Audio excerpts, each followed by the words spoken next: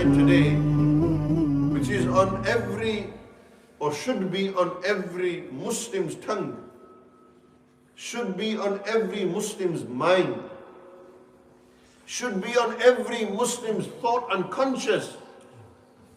Not just Muslim, every non-Muslim should have this. Why?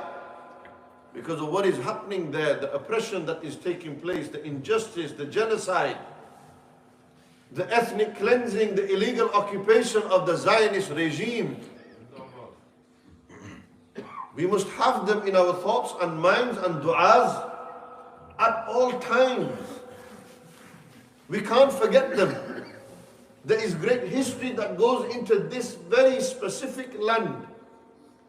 From the time of Rasulullah ﷺ and before, till today and until the day of judgment. This specific piece of land, Al-Ard al-Muqaddasa, Bilad al-Sham, this Levant region, this area, this is known as Bilad al-Anbiya. This is the land of the prophets. Many of Allah Almighty's prophets and messengers were born there, lived there, resided there, and passed away there. Its significance cannot be emphasized more than what Allah has told us in the Quran al-Kareem when He said, Subhanalladhi asra bi'abdihi laylan min al-masjid al-harami ila al-masjid al-aqsa alladhi barakna hawla. Pure is He who took His servant in a very small part of the night from Masjid al-Haram in Mecca to the furthest masjid in Jerusalem, Bayt al-Maqdis, in Jerusalem, Masjid al-Aqsa, there.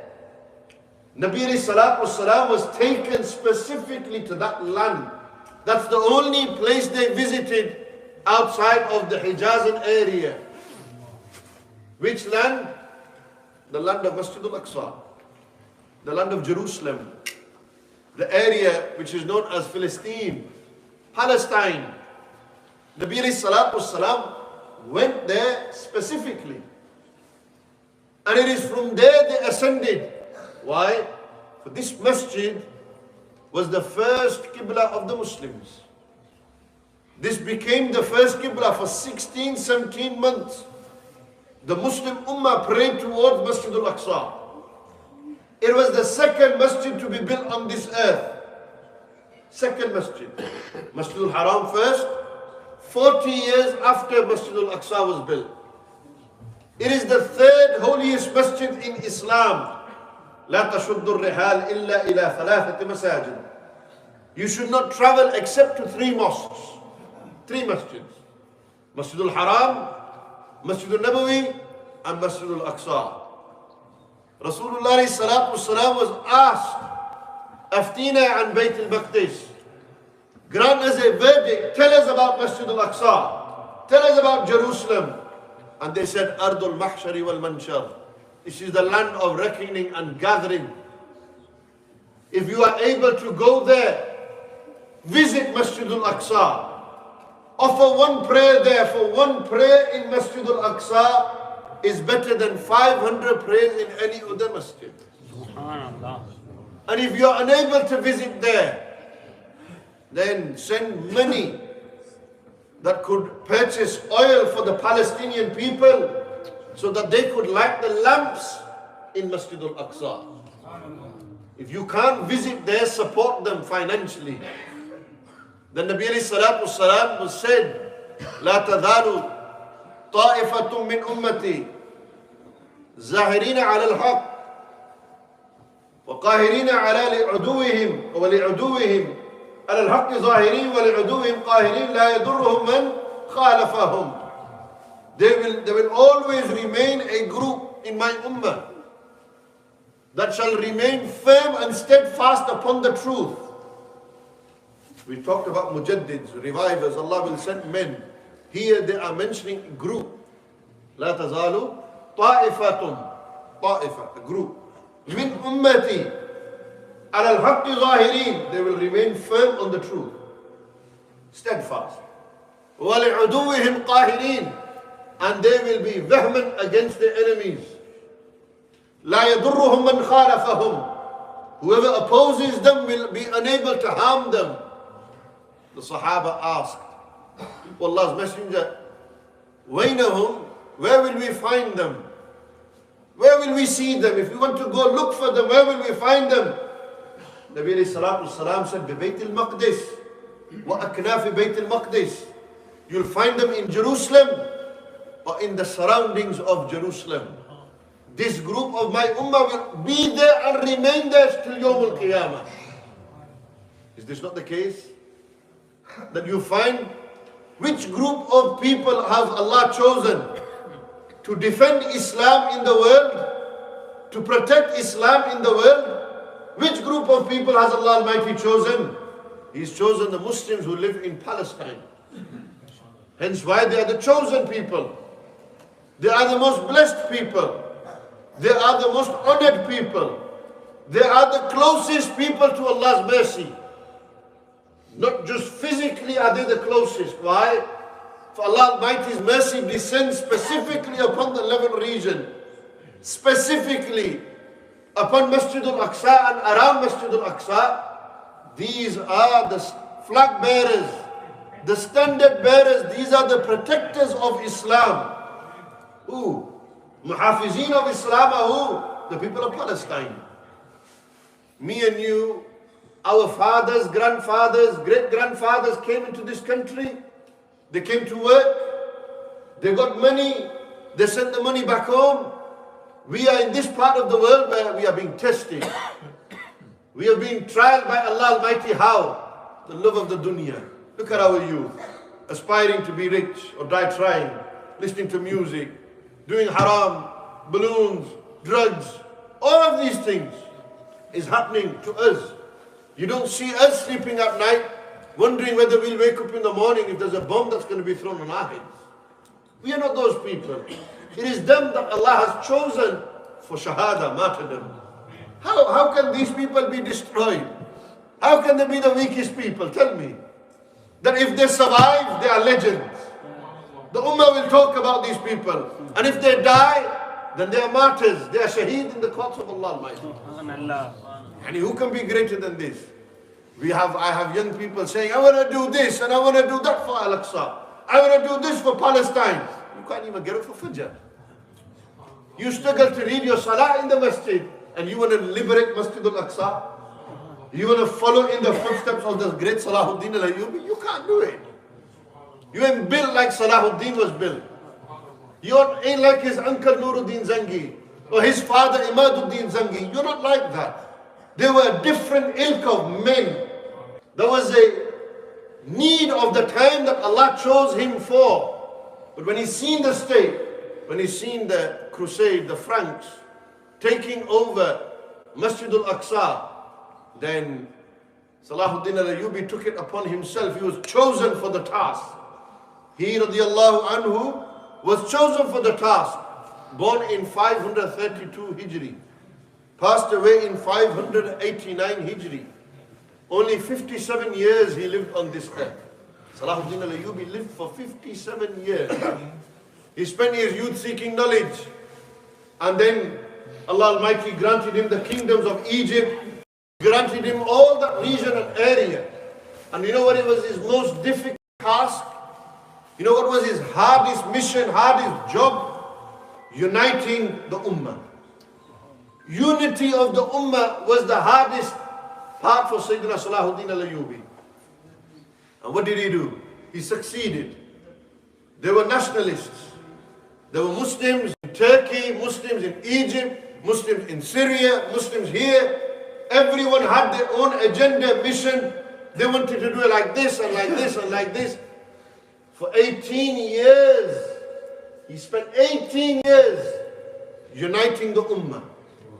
And when the Ummah was united, then Allah Almighty, on the hands of Salahuddin al-Ayyubi, he liberated Masjid al-Aqsa. Masjid al-Aqsa came into the hands of the Muslims once again. Where is our unity? We are so disunited amongst ourselves. Colonial powers divided and ruled over our lands, ruled over us. The caste system, this system, this system. What has it done? Caused so much division. That we turn this person as from this region. Yes, regions, areas. Allah talks in the Quran about this. There's nothing wrong with that. I am from this area, this area. But to have this ta'assub, that I have pride in my nationality. No.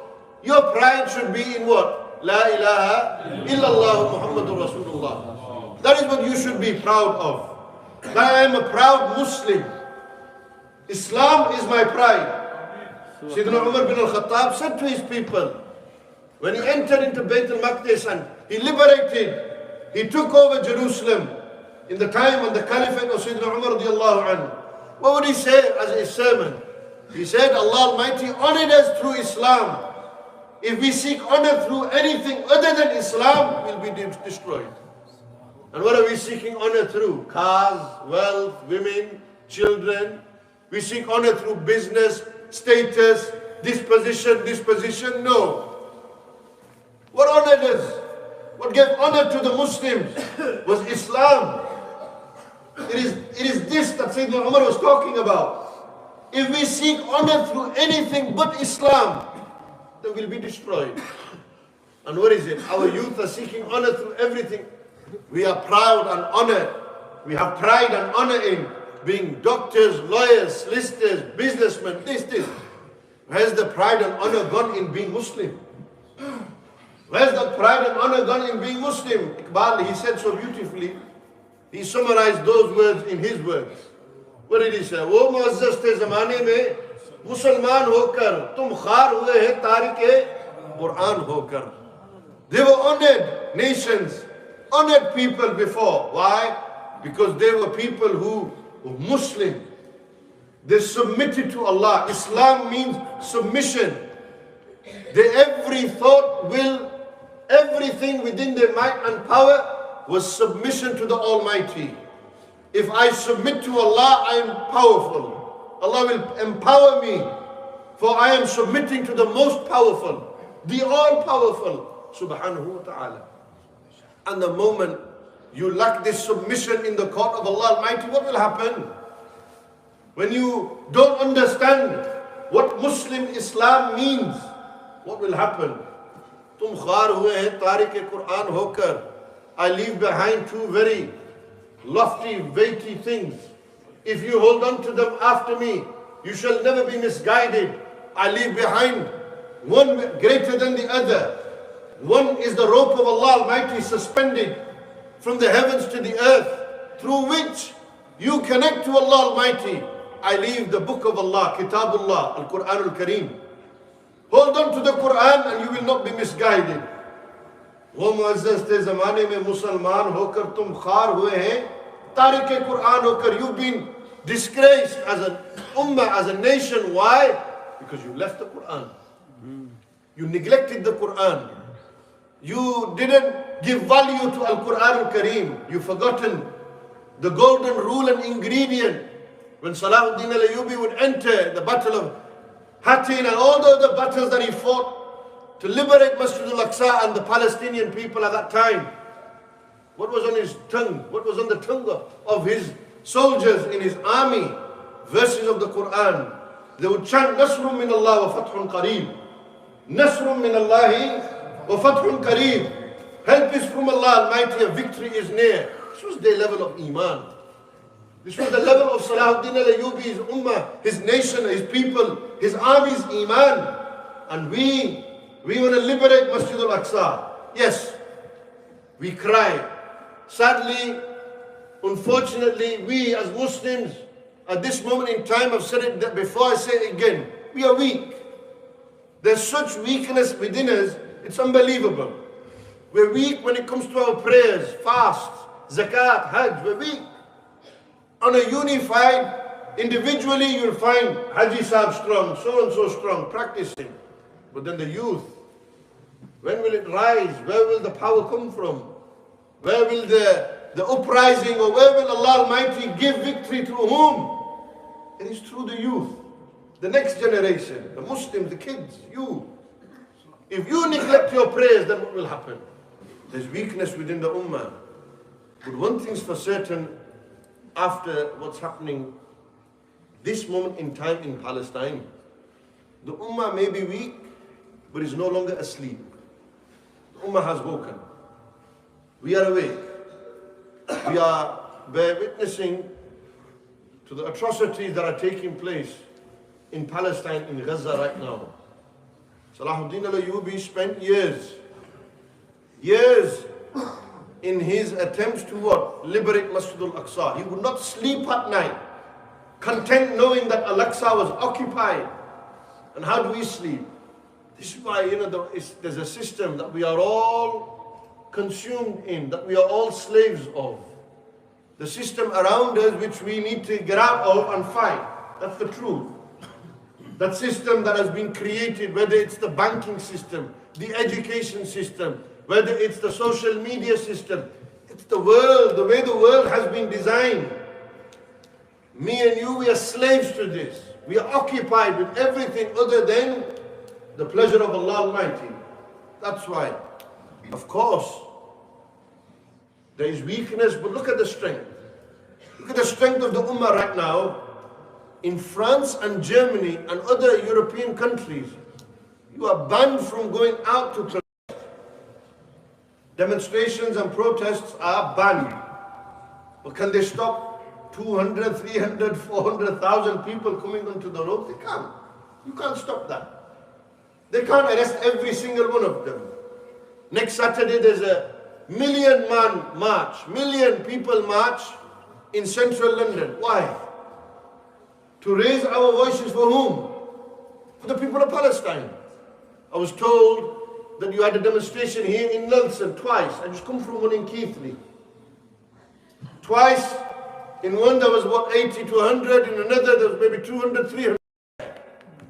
Why? People say, oh, there's no benefit in demonstrations and protests. What benefit is there? What are you going to gain? There's a lot of benefit in it. You know what the benefit is? It shows that we're awake. We're not asleep. It shows strength and unity. What does it show? What's the most important thing? There was a doctor who, from England, during the last major war in Gaza in 2006 or after, he went to visit the people. He was invited.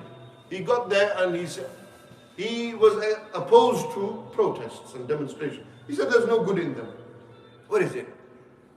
100,000, 200,000, 300,000, they are marching in the streets. What are you going to gain? What are you trying to? When he goes, I arrived in Gaza as a doctor for one of the NGOs that took me over. I asked the people of Gaza, he said, we don't need people's money, wealth, any of these things. They've got mobile phones there, even though they tried to cut off the telecommunications for them.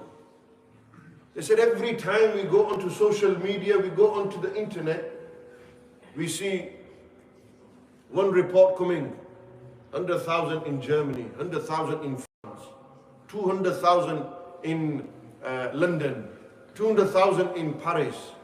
He said when we see Muslims get together, even non-Muslims, to raise their voices for us in that part of the world, it gives us hope. We know that the Ummah is awake. So how do you think that your demonstration and protest is not benefiting and helping them? We just need to empower our communities more, that they take time out and they do something, they contribute something. What can you do? Go out and demonstrate and protest. We can boycott Israeli goods. This doesn't mean that you get a bag of mice and throw it into McDonald's, or you go and smash up Starbucks. You're not going to gain nothing from that. If anything, you're going to make Muslims look bad. You're not giving Islam a good name. I don't think no Palestinian will want you to go and break Starbucks windows or Costa Coffee's windows. No. Boycott them how? Stop spending your money there. Stop wearing their brands. Stop buying and selling their goods.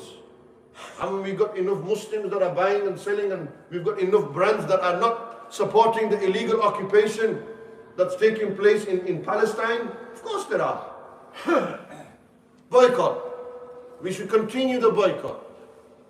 We must raise our voices for this boycott. But you know when they will really feel the power of a boycott? When the Muslim countries who allow these brands to come in when they stop it. Here, we're in a non-Muslim country. They're going to have Starbucks. They're going to have McDonald's. They're going to carry on. What about when you go to Dubai? What can you say about Dubai and the UAE? They have normalized relationship with the Israelis. It's normal for them. MBS, Mohammed bin Salman in Saudi Arabia, he's normal. He said still now, he has told Blinken and Biden that my intention is to maintain normal relationships and ties with the Zionist regime. When you have supposed Muslim leaders such as this, then what do you expect? How do you expect the Ummah to change? When these are the leaders that we find, we must hold Muslim leaders to account. And those populations must hold them to account. Isn't that what's happening in Egypt, Jordan? You talk about demonstration or protest, but brother, we're talking millions there. Look at Turkey, millions. Enough of the lip service. Enough of the lip service. We don't need lip service from Erdogan and others. That's the truth. They talk the real talk. But the reality is that the Ummah, the power lies within its people. Me and you. We have to awaken our zamir. We have to wake this up. The sooner we realize that whatever I do will contribute towards, it's one step closer to the freedom for the Palestinian people, then I will continue to do this until my last breath. You can't be Salahuddin al-Ayyubi, you cannot be that young Palestinian boy in Gaza. We are not of that level. But what we can be is where we are exercising our freedom of speech and expression to call for the rights of the Palestinian people. We look at, just on a local level, there are many Muslim councillors and members of the parliament. I'll say it openly, IMAM Hussain. He's from Bradford East. He's a member of parliament, a good friend of mine who I know very well. He has gone into parliament and raised the concerns. He has aired the concerns and raised his voice for the Palestinian people. This is what we are asking our Muslim councillors and members of parliament, people in positions of authority, that we have put you there. I understand the democratic system, that there is a hierarchy. The councillor tells the leader of the council, who tells the members of that party who are in charge of that council, and then it's their duty to tell the leader of that party. What we're asking you to do is tell them, use your position, use the authority and the democratic right that you have in that position that you have, that we have chosen you to be in, to air and voice our concerns. Tell them. And when you've told them, please tell us so we know you're telling them. Because if you don't tell us, then you know what they're going to say? Boycott him, cancel him. No. You've got to understand the system.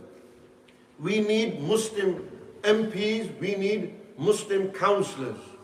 Those who are fit for that position and purpose to remain in those positions and to do the job that they have been put to there to do. Their job is to air and voice the concerns of their community. If they're not doing that, then you should cancel them. And if they are doing that, then you should continue to support them and tell them, you need to raise your voice for the Palestinians. How do you sleep at night? I can't do it. I'm an imam of a masjid. I can only tell the people that I preach to how it should be. You are in a position of authority and power.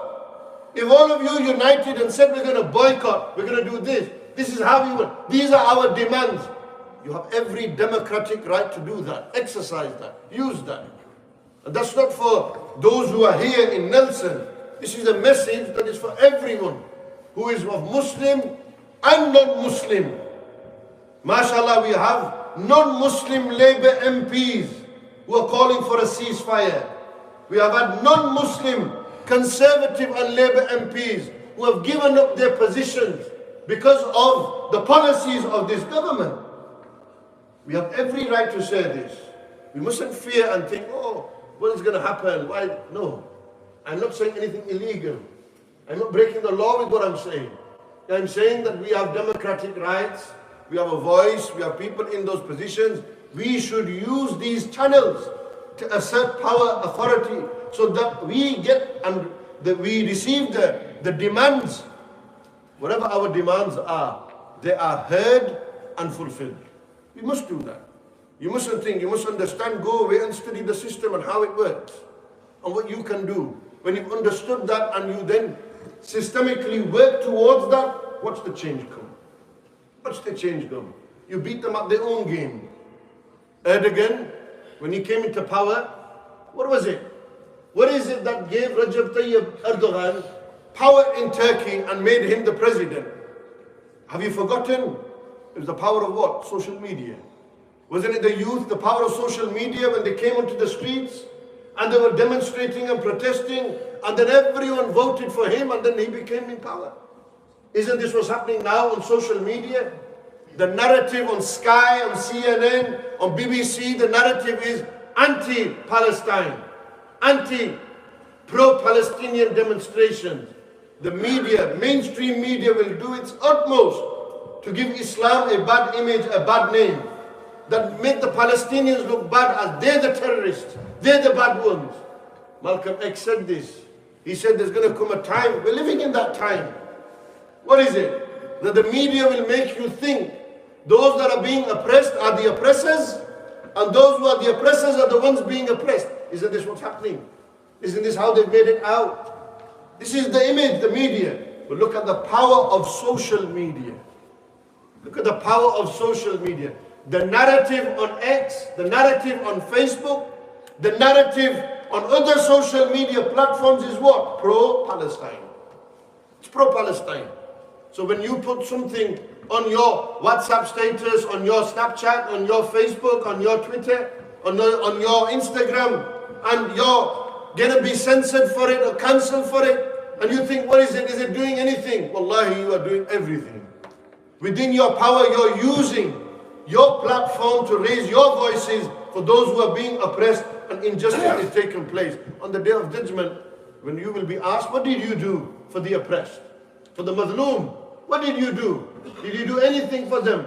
You slept comfy in your beds at night? What did you do for them? You're going to say, I couldn't do much.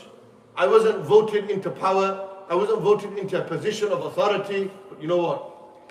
I had social media at that time, and I did not stop raising awareness for the Palestinian people. I continue to raise the awareness. You think Allah Almighty does not see what the Zalimun do to the Muslim?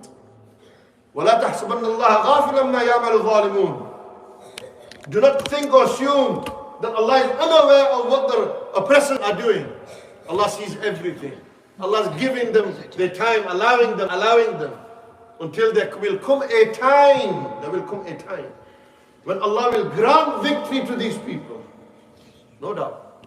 If it's not in our lifetime, after our lifetime, we will work towards that. How long will oppressive dynasties and regimes, how long will they last? How many years?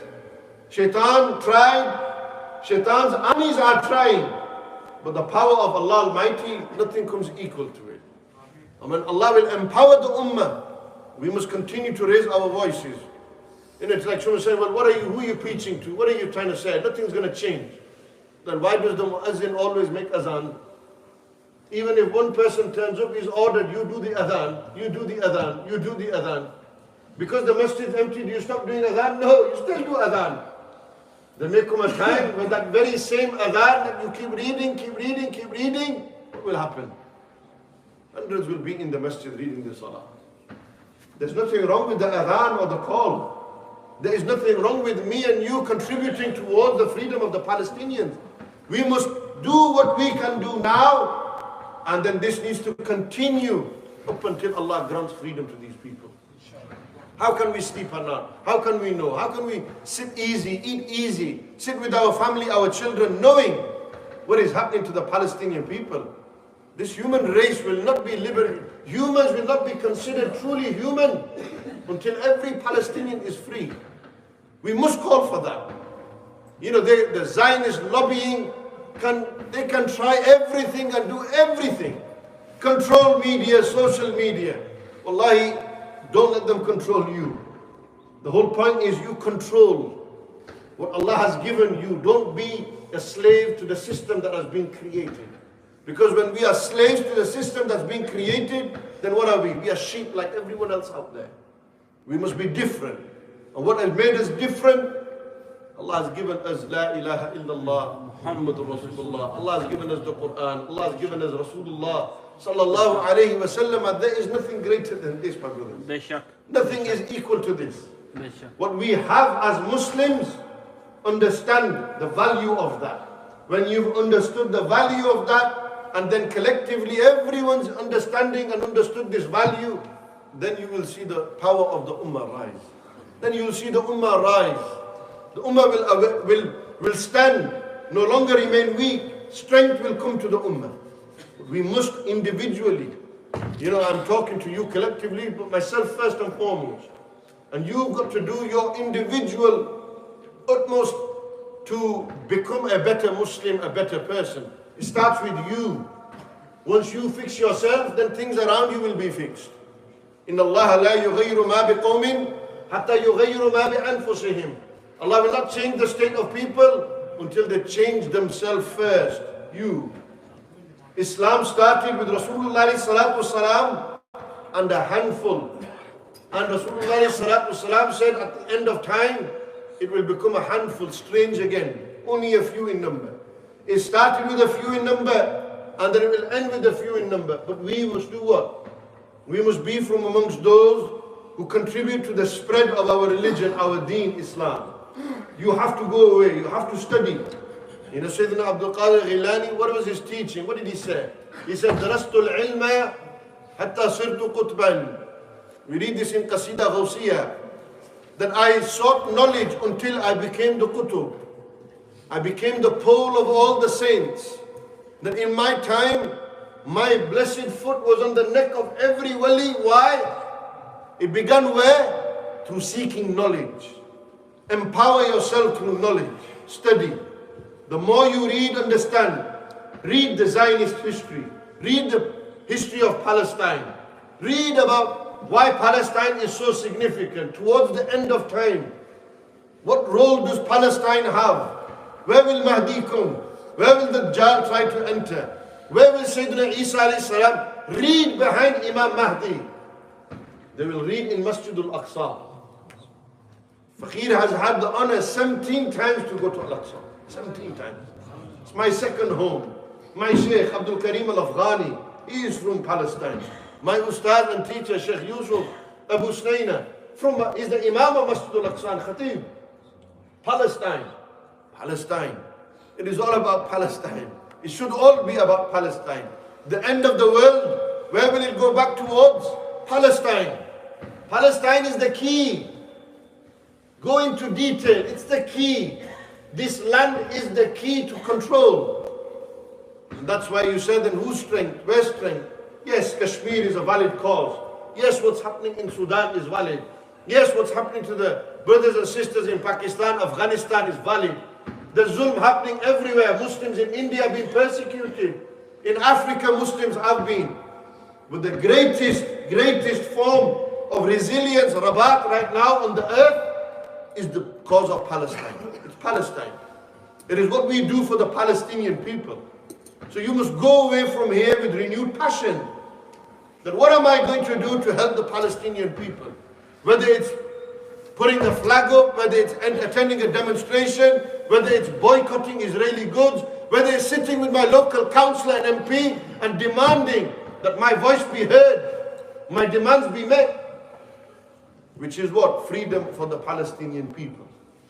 Freedom for the Palestinian people. That's what we want. We want freedom for them. What freedoms we have, they deserve the very same and better. They are treated as second, third-class citizens in their own country.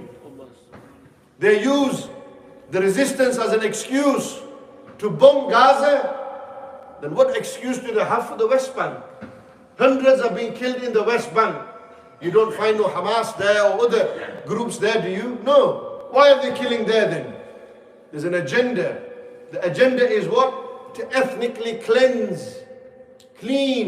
ethnically cleanse this land from the Arab, from the Muslim. That's what they want to do. That's the agenda of the Zionist regime. Ethnic cleansing. This is an apartheid state. You know, in South Africa, Nelson Mandela, you know how he stood up for the rights of the South African people. The South African, it was their land, taken over, you guessed it, by the British, and then the white supremacists, and for decades, Mandela is lauded as the one who freed the South African to give them their rights. He was on Robben Island. I had the honor of doing the Urs of Sheikh Abdullah bin Matura, Abdurrahman bin Matura on Robben Island. I visited the prison cell of Nelson Mandela. For nearly 30 years he was imprisoned because he was calling for the rights of his people. Give the black South Africans what they deserve. And he said, what about the Palestinians? He was talking about Palestine. Give the Palestinians. Why? What is happening in Israel, or so-called Zionist state of Israel, is apartheid. The very same thing that happened in South Africa. Study these terms. Understand these terms. Use these terms. Educate and acquaint yourself with what's happening. Because if you don't, then what's going to happen? We're going to be asleep. They want us to remain asleep. For as long as the Ummah remains asleep, leave them. You know, when one of the first ministers of the Zionist state, when they asked about the Ummah and they looked at Masjid al-Aqsa, they said, do you fear the uprising of the Muslims? He said, no. He said, how? How do you know? They're large in number. Palestine is surrounded by what? Muslim countries. 100 million Muslims in Egypt. Millions of Muslims in Lebanon, in Syria, in Jordan. All this region and area. She said, I don't fear this. Why? She said, you just got to go to the masjid at Fajr. When you go to the masjid at Fajr, the day you find that masjid filled with Muslims reading in congregation the Fajr prayer, that's the day we shall fear them. Until then, they're busy watching UFC, and they're busy watching boxing in Riyadh, and they're busy watching football and sports and entertainment. Their time has been preoccupied. What have we got to fear? We've got nothing to fear. Because they knew if you take out the jazba of Iman from their hearts and you put the love of the dunya into their hearts, then they will always remain weak. Take the love of the dunya out of your hearts. And that was the mission of Sheikh Abdul Qadir al-Jilani. Huzur Ghusi Azam radiyallahu anh, and Sheikh Ahmad al-Rifai, and all the great awliyaullah that you follow, like Sayyidina Bahauddin Naqshband, Sayyidina Khwaja Mu'inuddin Ajmeri, all the great awliya of Allah Almighty, there's one thing consistent you will find about them. They had no love of the dunya inside them. They only loved the akhirah, they only loved Allah Almighty. They said, when will we meet Allah again? Bishr Hafi was there, Junaid al-Baghdadi was there, Sari al-Saqati was there, Sayyidina Fudail bin Iyad was there. All the great awliya we talk about, they all were there. And you know who else? The great mujahideen of this ummah. Umar Mukhtar, Abdul Qadir al-Jazairi, Izzuddin ibn Qusam, the likes of Sayyidina Shamil, Imam Shamil al-Naqshbandi. What were they? Awliya, Salahuddin al-Ayyubi, Waliullah. How? Why? Because they had no love of the dunya in their hearts. You want to liberate Al-Aqsa, you want to liberate Palestine? Then start by this. Take the love of the dunya out of your hearts. Have no love of the dunya in your hearts. Use these as a means, a mode from A to B. That's all it is. We don't live here forever. So what are you doing with your life? What are you contributing in your life to free these people from this injustice and oppression? What are you going to answer on the day of judgment? That's what you need to ask yourself. I say, Ghaus Pak radiyallahu anh, he did one of the greatest contributions to Palestine. What was it? He touched the neck of Salahuddin al-Ayyubi. He made Salahuddin. Imam Ghazali made Salahuddin. The awliya, the ulama stood behind the great mujahideen of this ummah. And we must today play our role in that as well.